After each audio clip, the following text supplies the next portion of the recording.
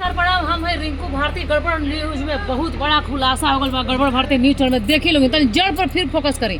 हई देखी जड़ एक ही गो बा, लेकिन एमे दू प्रकार के अमरूद हम लोग के दिखावे जा रही। कैमरामैन पीछे आओ, फोकस कर कैमरा तनी। हई देखी लोग, हई देखी तनी, हई देखी जौन अमरूद बा ई लागता कि परोरा ह। एकरा के काट के खैले पे में से लाल निकलता।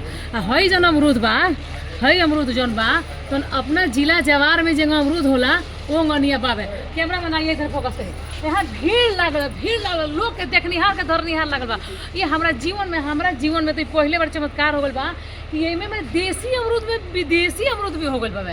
हो सकते लोग के गाँव है जिला जवार में ऐसा होत होई, लेकिन ए भैया रिंकू भारती के तो पहले बार ऐसा चीज लगा। हमारा खातिर तो बहुत बड़का धमाका हो गया। गड़बड़ भारती में इतना बड़ खुलासा कि हम कहाँ बताएं।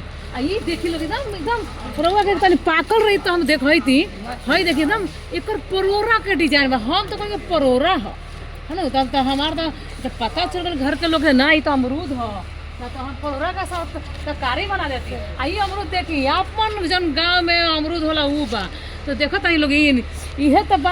हम नहीं कि हम कुछ ना कुछ करते रही ले, कुछ ना कुछ खुलासा करे में जहाँ हम कुछ देखी ले। अब देखी बान ब्रेकिंग न्यूज गड़बड़ भारती न्यूज में अगर रउआ लोगन के परोरा वाला अमरूद खाए के होगी तो फटाफट गाड़ी से, घोड़ा से, टेम्पू से, जैसे भी होके रोल पहुँच जाए प्रतापगढ़ भैया। काहे से कि सिवान जिला है, हिलला ना हिला देला। प्रणाम।